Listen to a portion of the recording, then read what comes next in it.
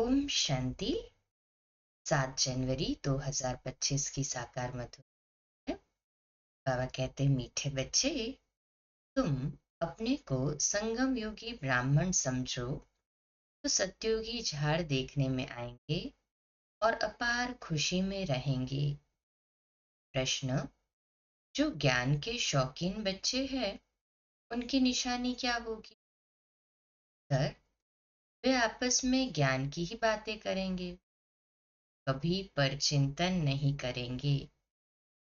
एकांत में जाकर विचार सागर मंथन करेंगे।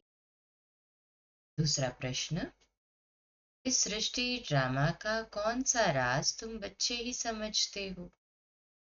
उत्तर, इस सृष्टि में कोई भी चीज सदा कायम नहीं है सिवाय एक शिव बाबा के। पुरानी दुनिया की आत्माओं को नई दुनिया में ले जाने के कोई तो चाहिए ना। ये भी ड्रामा का राज तुम बच्चे ही समझते हो। ओम शांति। रूहानी बच्चों प्रति पुरुषोत्तम संगम युग पर आने वाला बाप समझा रहे हैं। ये तो बच्चे समझते हैं हम ब्राह्मण हैं, अपने को ब्राह्मण समझते हो और ये भी भूल जाते हो। समझते हैं ना सभी से कहे जी बाबा। ब्राह्मणों को अपना कुल नहीं भूलता। तुमको भी ये जरूर याद रहना चाहिए कि हम ब्राह्मण हैं। एक बात याद रहे तो भी बेड़ा पार है। संगम पर तुम नई नई बातें सुनते हो, उसका चिंतन चलना चाहिए, जिसको ही विचार सागर में कहा जाता है। तुम हो रूप बसंत, तुम्हारी आत्मा में सारा ज्ञान भरा जाता है। रत्न निकलने चाहिए। अपने को समझना है हम संगम योगी ब्राह्मण हैं। कोई तो ये भी समझते नहीं है। अगर अपने को संगम योगी समझे तो सत्युग के झाड़ देखने में आए और अतः खुशी भी रहे। आप जो समझाते हैं वह अंदर रिपीट होना चाहिए। हम संगम युग पर है, ये भी तुम्हारे सिवाय और कोई को पता नहीं है। संगम युग की पढ़ाई टाइम भी लेती है।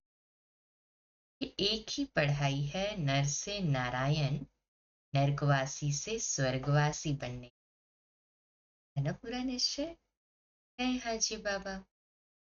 ये याद रहने से भी खुशी रहेगी। हम सो देवता स्वर्गवासी बन रहे हैं।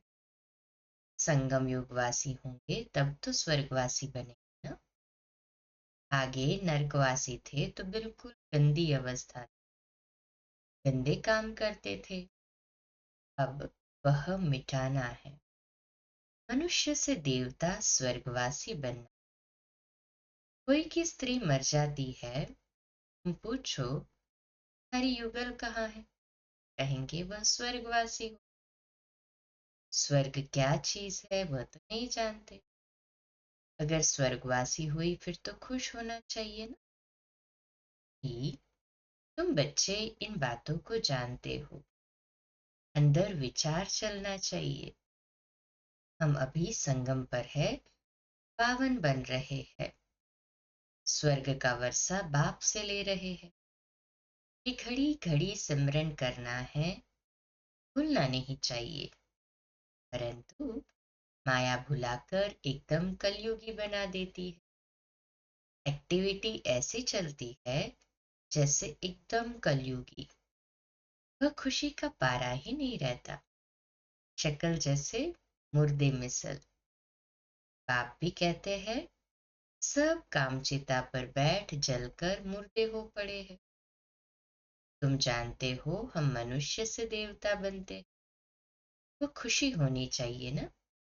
इसलिए गायन भी है, अतीन्द्रिय सुख की वासना गोप गोपियों से पूछो।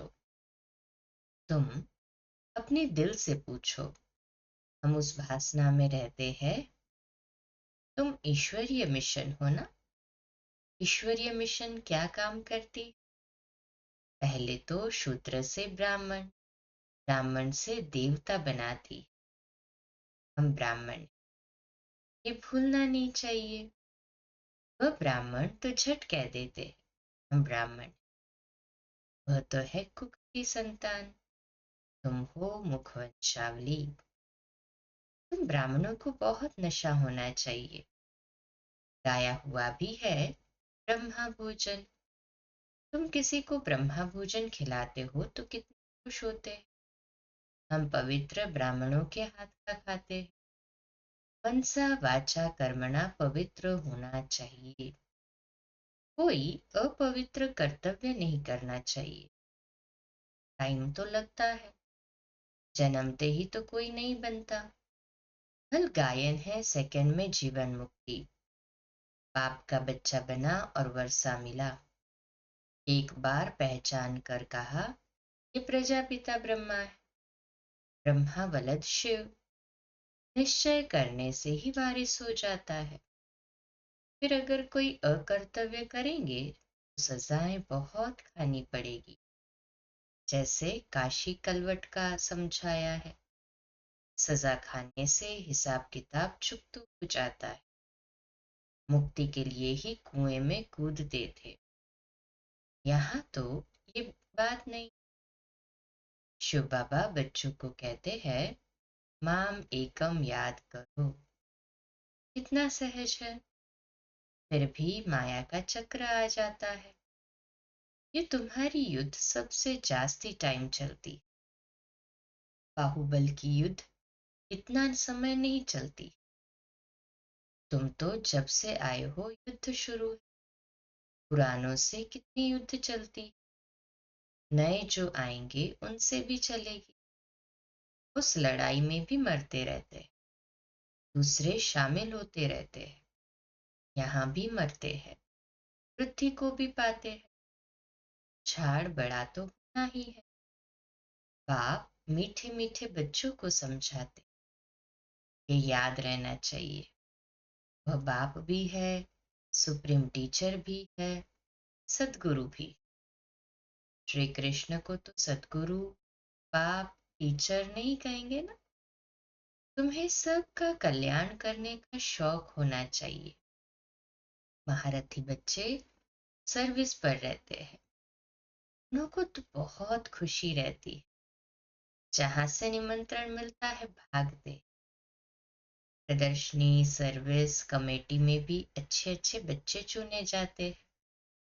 उन्हों को डायरेक्शन मिलते हैं। सर्विस करते रहे तो कहेंगे ये ईश्वरीय मिशन के अच्छे बच्चे हैं। बाप भी खुश होगा, ये तो बहुत अच्छी सर्विस करते हैं। अपनी दिल से पूछना चाहिए, हम सर्विस करते हैं, कहते हैं on God fatherly service. God father की सर्विस क्या है? बस सबको यही पैगाम दो, मन मना भव। आदि मध्य अंत की नॉलेज तो बुद्धि में है। तुम्हारा नाम ही है स्वदर्शन चक्रधारी, तो उसका चिंतन चलना चाहिए ना। हाँ जी बाबा, स्वदर्शन चक्र रुकता थोड़ी ही है। तुम चैतन्य लाइट हाउस हो। तुम्हारी महिमा बहुत गाई जाती है। बेहद के बाप का गायन भी तुम समझते हो। वह ज्ञान का सागर पतित पावन है, गीता का भगवान है। वही ज्ञान और योग बल से ये कार्य कराते हैं। इसमें योग बल का बहुत प्रभाव है। भारत का प्राचीन योग मशहूर है। वह तुम अभी सीखते हो। सन्यासी तो हठ योगी, वह पतितों को पावन बना न सके। ज्ञान है ही एक बाप के पास। ज्ञान से तुम जन्म लेते। गीता को माई बाप कहा जाता है। माता पिता है ना। तुम शिव बाबा के बच्चे हो, फिर माता पिता चाहिए ना। मनुष्य तो पल गाते हैं परंतु समझते थोड़ी है। बाप समझाते हैं, इसका अर्थ कितना गुह्य है।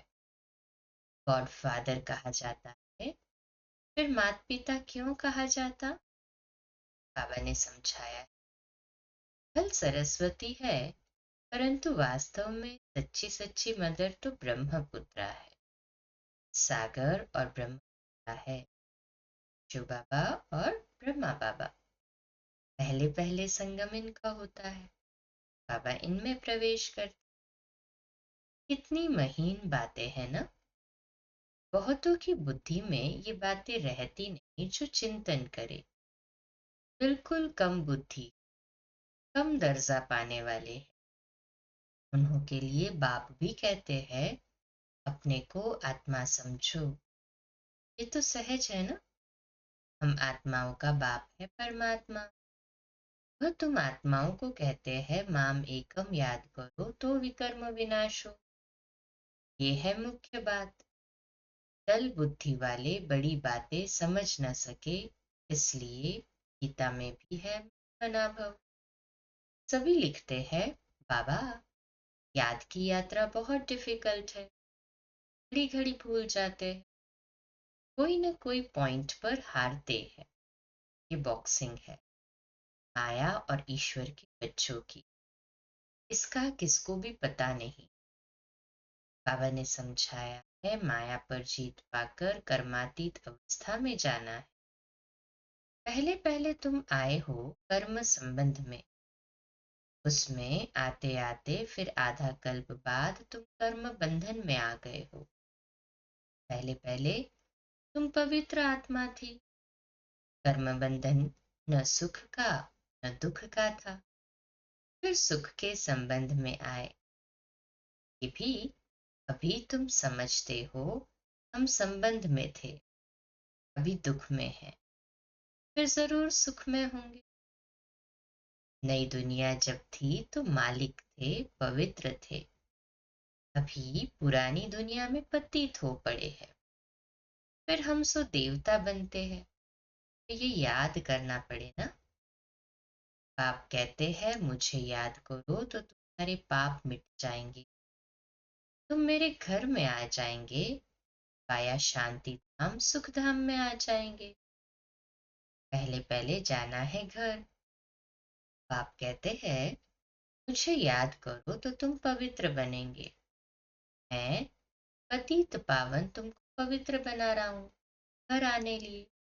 ऐसे ऐसे अपने से बातें करनी होती। बरोबर अभी चक्र पूरा होता है। हमने इतने जन्म लिए हैं, अब बाप आया है पतित से पावन बनाने। योग बल से ही पावन बनेंगे। ये योग बल बहुत नामी ग्रामी है, जो बाप ही सिखला सकते हैं। इसमें शरीर से कुछ भी कहने की दरकार नहीं। तो सारा दिन इन बातों का मंथन चलना चाहिए। एकांत में कहाँ भी बैठो अथवा जाओ, बुद्धि में यही चलता रहे। एकांत तो बहुत है, पर छत पर तो डरने की बात नहीं। आगे तुम सवेरे में मुरली सुनने के बाद चलते थे पहाड़ों पर, जो सुना उसका चिंतन करने के पहाड़ियों पर जाकर बैठते। जो ज्ञान के शौकीन होंगे वह तो आपस में ज्ञान की बातें ही करेंगे। ज्ञान नहीं है तो पर चिंतन करते रहेंगे। प्रदर्शनी में तुम दोनों को ये रास्ता बताते हो। समझते हो हमारा धर्म बहुत सुख देने वाला है। दूसरे धर्म वालों को सिर्फ इतना समझाया है कि बाप को याद करो। ये नहीं समझना है कि ये मुसलमान है मैं फलाना हूं। आत्मा को देखना है, आत्मा को समझाना। प्रदर्शनी में समझाते तो हो, ये प्रैक्टिस रहे। हम आत्मा भाई को समझाते हैं। अब हमको बाप से वर्षा मिल रहा है। अपने को आत्मा समझ भाइयों को ज्ञान देते हैं। अभी चलो बाप के पास। बहुत समय बिछड़े हो, वह है शांति धाम। यहाँ तो कितनी अशांति दुख आदि। अब बाप कहते हैं अपने को आत्मा समझने की प्रैक्टिस डालो, तो नाम रूप देह सब भूल जाए। फलाना मुसलमान है ऐसे क्यों समझते हो? आत्मा समझकर समझाओ। समझ सकते हैं ये आत्मा अच्छी है या बुरी। आत्मा के लिए ही कहा जाता है बुरे से दूर भागना चाहिए। तुम बेहद के बाप के बच्चे हो। अब पाठ बजाया, अब फिर वापस चलना है, पावन बनना है। बाप को जरूर याद करना पड़े। पावन बनेंगे तो पावन दुनिया के मालिक बनेंगे। जबान से प्रतिज्ञा करनी है। बाप भी कहते हैं प्रतिज्ञा करो। बाप युक्ति भी बताते हैं कि तुम आत्मा भाई हो, फिर शरीर में आते हो तो भाई बहन। बहन कभी विकार में जा नहीं सकते। पवित्र बन और बाप को याद करने से तुम विश्व के मालिक बन जाएंगे। समझाया जाता है माया से हारे, फिर उठकर खड़े हो जाओ। जितना खड़े होंगे उतनी प्राप्ति होगी। न घाटा और जमा तो होता ही है ना। आधा कल्प जमा, फिर रावण राज्य में ना हो जाता है, जमा नहीं होता है। हिसाब है ना। जीत जमा, हार ना। तो अपनी पूरी जांच करनी चाहिए। पाप को याद करने से तुम बच्चों को खुशी होगी। वह तो सिर्फ गायन करते, समझ कुछ नहीं। बेसमझी से सब कुछ करते हैं। तुम तो पूजा आदि करते नहीं हो। बाकी गायन तो करेंगे ना। उस एक बाप का गायन है अव्यभिचारी। बाप आकर तुम बच्चों को आप ही पढ़ाते। तुम्हें कुछ प्रश्न पूछने की दरकार नहीं। चक्र स्मृति में रहना चाहिए। समझना चाहिए कैसे हम माया पर जीत पाते हैं और फिर हार खाते हैं। बाप समझाते हैं हार खाने से 100 गुना दंड पड़ जाएगा। बाप कहते हैं सतयुग की निंदा नहीं कराओ। ये सदगुरु, सदगुरु जो बाबा है ना, तो सदगुरु के निंदक ठहर नहीं पाते, इसलिए बाबा कहते, सदगुरु की निंदा नहीं कराओ तो ठहर नहीं पाएंगे। ये सत्य नारायण की कथा है। इसको कोई नहीं जानते। गीता अलग, सत्यनारायण की कथा अलग कर दी। नर से नारायण बनने के लिए ये गीता है। बाप कहते हैं हम तुमको नर से नारायण बनने की कथा सुनाता हूँ। इसको गीता भी कहते हैं, अमरनाथ की कथा भी कहते हैं। तीसरा नेत्र बाप ही देते हैं। ये भी जानते हो हम देवता बनते हैं तो गुण भी जरूर होने चाहिए। इस सृष्टि में कोई भी चीज सदा कायम है नहीं। सदा कायम तो एक शिव बाबा ही है। बाकी तो सबको नीचे आना ही है। परंतु वह भी संगम युग पर आते हैं, सभी को वापस ले जाते हैं। पुरानी दुनिया की आत्माओं को नई दुनिया जाने के लिए कोई तो चाहिए ना। तो ड्रामा के अंदर ये सब राज है। बाप आकर पवित्र बनाते। कोई भी देहधारी को भगवान नहीं कहा जा सकता। इस समय बाप समझाते हैं आत्मा के पंख टूटे हुए हैं तो उड़ नहीं सकती। बाप आकर ज्ञान और योग के पंख देते हैं। योग बल से तुम्हारे पाप भस्म हो जाएंगे, पुण्य आत्मा बन जाएंगे। पहले पहले तो मेहनत भी करनी चाहिए। इसलिए बाप कहते हैं माम एकम याद करो, चार्ट रखो। जिनका चार्ट अच्छा होगा वह लिखेंगे और उनको खुशी होगी। अभी सभी मेहनत करते हैं, चार्ट नहीं लिखते तो योग का जौहर नहीं भरता। चार्ट लिखने में फायदा है बहुत। चार्ट के साथ पॉइंट्स भी चाहिए। चार्ट में तो दोनों लिखें, सर्विस कितनी की और याद कितनी किया। पुरुषार्थ ऐसा करना है जो पिछाड़ी में कोई भी चीज याद न आए। अपने को आत्मा समझ पुण्य आत्मा बन जाए, ये मेहनत करनी है। अच्छा, मीठे मीठे सिकिलते बच्चों प्रति माता पिता बाप दादा का याद प्यार और गुड मॉर्निंग। रूहानी बाप की रूहानी बच्चों को नमस्ते। हम रूहानी बच्चों की रूहानी माता पिता बाप दादा को याद प्यार, गुड मॉर्निंग और नमस्ते। वाह बाबा वाह, शुक्रिया बाबा, शुक्रिया। धारणा के लिए मुख्य सार है, पहली पॉइंट, एकांत में ज्ञान का मनन चिंतन करना है। याद की यात्रा में रह माया पर जीत पाकर कर्मातीत अवस्था को पाना है।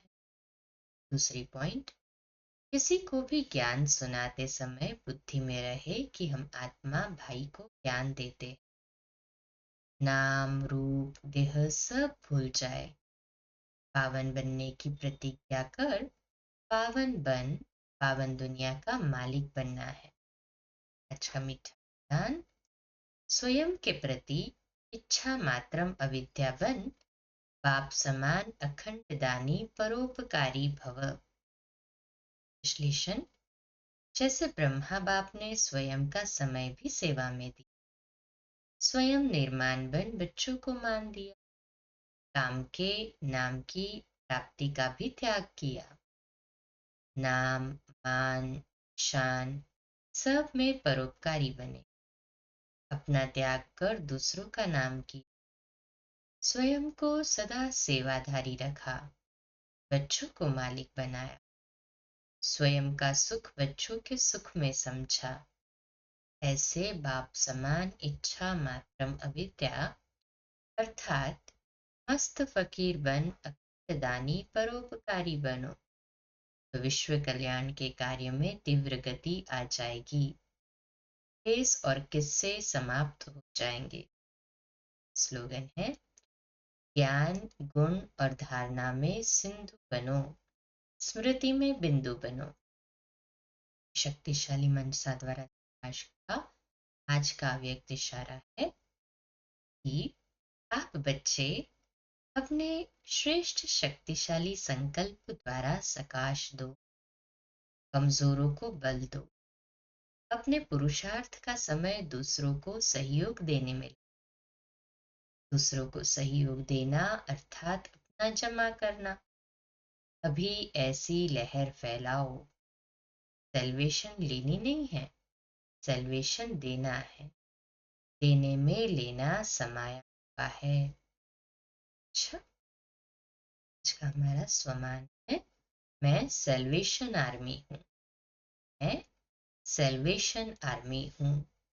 योग अभ्यास, मैं आत्मा सर्व शक्तियों से संपन्न हूँ, सुप्रीम कमांडर और कुछ आत्मा के शुद्ध और शक्तिशाली संकल्पों प्रकंपन से कमजोर आत्माओं को बल मिल रहा है, सहयोग और सल्वेशन मिल रहा है। धारणा, मुझे दूसरों को सहयोग अर्थात सल्वेशन दे। आज सारा दिन इसी पॉइंट पर मनन चिंतन किए, मुझे कौन कौन से खाते जमा करने हैं, खाता जमा करने की विधि क्या है। अच्छा, कम बोलो, धीरे बोलो, मीठा बोलो, सत्य बोलो, सोच समझकर बोलो, निमित्त भाव, निर्माण भाव, निर्मल वाणी। आज का नया दिन आप सभी को मुबारक हो, मुबारक हो, मुबारक।